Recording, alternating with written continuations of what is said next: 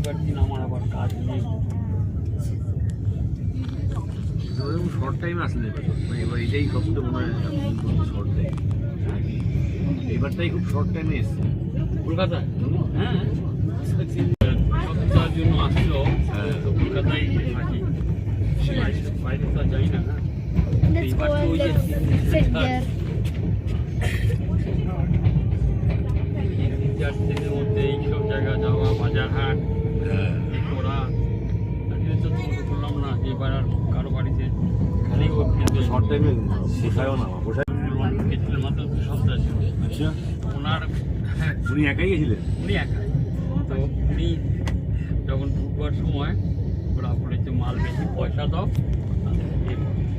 যত উনি ইয়ে করেছেন রেখে এসেছিলেন একটা পাজল বুক আর ওনার কিছু কাপড় ছিল। আচ্ছা আচ্ছা, ওটাই ইয়ে করলাম, ওটাও দিতে গেলাম। নাহলে তো যেতাম না, নাহলে তো বলতাম যে না। আপনি এমনি কি ঘুরতে গেছিলেন না কোনো অফিসিয়াল কাজ বা প্রোগ্রামে? না না, এমনি বুঝে গেছি। দেখা দেখেন।